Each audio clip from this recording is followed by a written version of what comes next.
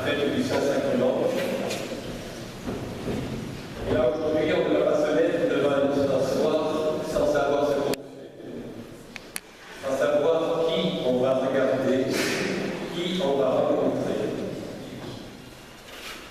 Les questions se posent à toi, que tu ne peux pas éluder.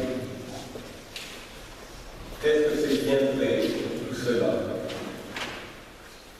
Ne serait-ce pas une invention de l'Église?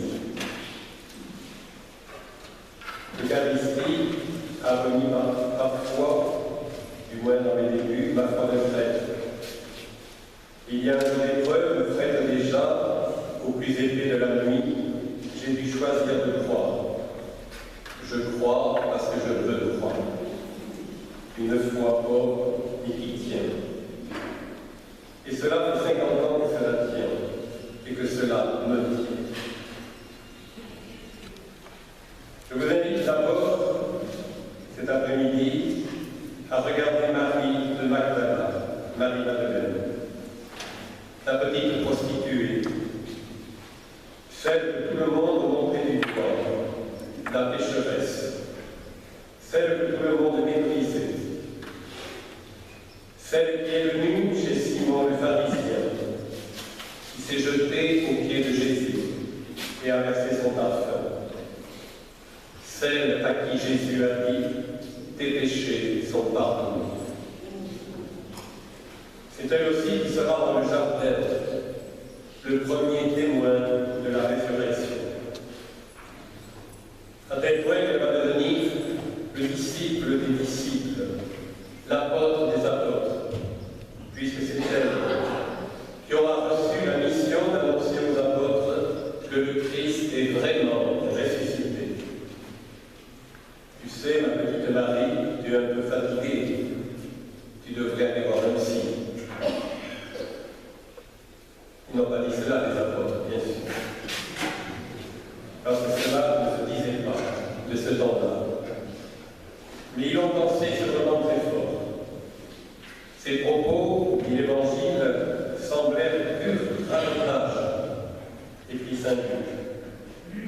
Et puis à la fin, elle s'est fâchée parce qu'elle n'avait plus rien à dire, puisque vous ne voulez rien entendre.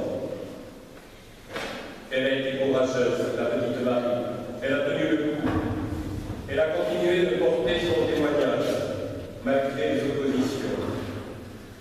Et cette petite femme, toute fragile, toute petite, qui depuis 2 ans avait été reconstruite dans l'influence de la Vierge Marie, depuis les rives du lac Tibériade jusqu'au pied de la croix, depuis son état de prostituée jusqu'à la vocation du disciple du Seigneur. Ce n'est pas commode de renoncer à son péché et de se laisser guérir de sa blessure. Et c'est ce qu'a fait la petite Marie. Et les apôtres qui étaient là avaient du mal à la croire, parce que c'était une femme, et dans ce temps-là, les femmes n'avaient pas le droit de porter témoignage. La femme n'était pas reconnue pour ce qu'elle était. Et il a fallu toute l'éducation de l'Église pour qu'à l'école de la très sainte Vierge Marie, la femme puisse prendre sa vraie place aux côtés de l'homme, comme Marie aux côtés de Jésus. Et Marie-Madeleine est donc dans ce groupe compact des 11 qui ont renié et qui se sont enfuis. Même Jean n'avait pas à y croire. Et la suite de l'histoire nous montre que Marie est la première qui a pu dire « Il est vivant ». Pierre et Jean vont aller au tombeau. Ils vont découvrir eux aussi la résurrection. 2 hommes chemineront avec lui sur le chemin d'Emmaüs, etc. Et cela continue. 2000 ans après, on en parle encore. L'Eucharistie. Christ vivant. Il était fondamental que je vous parle de cela avant de parler de l'Eucharistie, parce que si le Christ n'était pas ressuscité, il ne pouvait pas être présent à notre vie dans l'Eucharistie. Quand Jésus dit « Je suis avec vous tous les jours jusqu'à la fin des temps », Il ne peut le dire que parce qu'il est vivant. Mais notre vie terrestre se termine par la mort. Lazare a été sorti du tombeau et rappelé par Jésus à la fin de ce monde. Et maintenant, il est mort à nouveau. Seul Jésus est ressuscité. Seul Jésus est vivant maintenant d'une autre vie qui est éternelle. Et cette autre vie n'est plus soumise au temps ni à l'espace. Il est ici et là-bas en même temps. En ce moment, je vais adorer sur l'autel d'où je suis et il sera en même temps présent dans l'église de ma paroisse et dans tous les tabernacles du monde. Il est présent partout en même temps parce qu'il est ressuscité. Il n'est pas vivant simplement, il est entré dans la gloire avec son corps. Il est vivant de sa vie de ressuscité. Et c'est cette vie qui nous promet, au terme de notre propre vie et de notre effort humain. Christ mort pour toi, Christ ressuscité pour toi. Alors, pourquoi la messe? Qu'est-ce qui me prouve que Jésus y est réellement présent? Mon corps livré, mon sang versé. Qu'est-ce qui me prouve que c'est vrai? Réponse, rien. Sinon, la parole de Jésus. Si tu crois en Jésus ressuscité, si tu crois qu'il est assez puissant pour sortir vivant de la mort, Jésus, par sa parole, te dit « Ceci est vraiment mon corps. Ceci est vraiment la coupe de mon sang. » À chaque messe, avant de communier, comme tous les prêtres, je tiens le corps du Christ, un moment à ma main. Et je me répète alors cette phrase que j'emprunte un peu à la Sainte Vierge, un peu au curé d'Ars, un peu à Élisabeth et à la Trinité. Celui que je porte, c'est lui qui me porte et qui porte le monde. Ainsi, prêtre chaque jour, je renouvelle ma foi dans le Christ Eucharistie, à travers la messe, à travers l'Eucharistie que je reçois et que j'adore.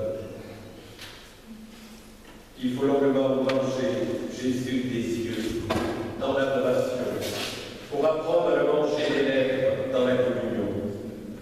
Il prit du pain, il le bénit, il le rompit, il le donna à ses apôtres en disant « Ceci est mon corps livré ». Qu'est-ce qui me dit que Jésus est présent? C'est lui. Dans les quatre récits de l'Eucharistie, dans Luc, Matthieu, Marc et dans l'Épître aux Corinthiens, ces mots me sont dits, répétés, qui me permettent d'approfondir le mystère pour pouvoir contempler en vérité. Si vraiment Jésus est vivant en moi, je suis son corps. Et les mots qu'il prononce sont pour moi. Et non seulement pour ce morceau de pain et cette coupe qui tient dans sa main. Il prit le pain. Jésus dit cela devant moi. Il me prend. Il te prend. Laisse-toi saisir par le Christ. Accepte de t'abandonner à la volonté du Père en te laissant volontairement diriger par l'Esprit. Seul son Fils de Dieu, ceux-là qui se laissent diriger par l'Esprit de Dieu. Écrit Saint Paul pour nous. Il prit du pain, il le bénit. En chaque Eucharistie, Jésus, au nom de son Père, va m'apporter la grande bénédiction qui vient du cœur de Dieu, où il me saisit tel que je suis et vient rayonner en moi de toute sa présence. Il me bénit. Et c'est là que l'Eucharistie devient l'achèvement du sacrement du pardon. Après péché avec Dieu, nous vivons une désunion. Au sacrement du pardon, nous vivons la réunion. Et nous sommes faits pour plus. Nous sommes faits pour la communion. Et c'est ainsi que l'Eucharistie achève cette sacrement du pardon. Il prit du pain, il le bénit, il rendit grâce. Jésus, au cœur de l'Eucharistie, se tourne vers son Père et lui dit merci pour ces hommes, ces femmes qui sont là, qui viennent se laisser transfigurer par sa présence, car nous devenons celui que nous mangeons. Je suis la joie de Jésus, pourvu que sérieusement je lui donne du temps pour qu'il puisse me prendre, me bénir, rendre grâce pour moi en mon nom à son Père. Il le remplit. Jésus te prend et te dit de te mettre en garde pour le service de tes frères, te laisser rompre pour pouvoir servir, entrer en communion avec tous les frères qui ont besoin de toi. On ne vit pas l'Eucharistie sur tapis roulant ou dans des nuages, mais au plus élevé de la pâte humaine, au plus concret des appels et des interrogations de tous ceux au milieu desquels sont immergés les chrétiens. L'Eucharistie est le sacrement du service. Et Jésus me montre dans l'évangile de Saint Jean, à travers l'événement mystère du lavement des pieds. Saint Jean ne nous montre pas l'institution de l'Eucharistie, mais il nous montre comment nous devons vivre de l'Eucharistie. Quand tu as mangé le pain, tu dois devenir bon comme du pain. Le pain est le signe même du serviteur. Il est bon, toujours prêt à servir. Il est doux. Il ne se défend pas quand on le prend. Il ne choisit pas ce qu'il sert, mais se donne de façon universelle. Il est humble. Il ne se rengorge pas. Il est nécessaire à la vie. L'Eucharistie nous fait entrer dans la certitude du service fraternel. Je vous ai donné l'exemple pour que vous agissiez comme j'ai agi envers vous. Heureux serez-vous si vous le faites. Il le donna. Et c'est pour cela que l'Eucharistie s'achève non seulement dans la communion que l'on vit avec Jésus, mais dans la communion que Jésus nous demande d'avoir avec le monde. Allez, je vous envoie comme des brebis au milieu des loups. Et Jésus explique son injonction par la parabole du bon samaritain. La brebis au milieu des loups va se faire manger. Alors, comment vivre l'Eucharistie? Reprendre les mots que l'on entend à chaque messe. Il prit du pain, il le bénit, il rendit grâce, il le rompit et le donna. Fais-en ta prière, et que peu à peu, il devienne stable. Ceci est mon corps livré, ceci est mon sang livré. La messe alors est le sommet de chacune de ces semaines. Tu as travaillé pendant une semaine au milieu de tes frères et sœurs. Tu as vécu une semaine, tu es lourd peut-être cette semaine. Tu arrives à la messe. Le prêtre prend du pain. Et Jésus dans ton cœur te dit, dépose-toi sur la baptême, à côté du pain, avec ta semaine telle qu'elle est, avec ses difficultés, son travail, ses joies, ses rencontres, ses souffrances, ta vie. Le prêtre prend du pain, et je lui te dis, coule-toi dans le calice, avec ta souffrance, tes doutes, tes déviations, tes interrogations, tes échecs, tous ces petites morts de chaque jour, ta vie. Et tu comprends alors comment tu entres dans la messe de chacun de tes dimanches, quand le prêtre va dire « Ceci est mon corps livré », le pain devient le corps de Jésus. Et toi, qui es posé dans le pain, tu deviens vraiment participant du corps du Christ. Le pain dans le sang de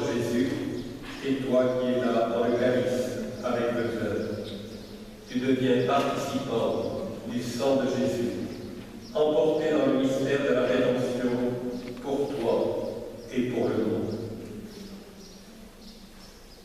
Par lui, avec lui, en lui. À toi, Père, tout honneur et toute gloire dans l'unité de l'Esprit. Tu te trouves emporté avec ta vie concrète que tu as vécue depuis une semaine, jusque dans les confins de la divinité, un tout petit peu plus, et tu te retrouveras en Dieu, et tu ne pourras plus redescendre.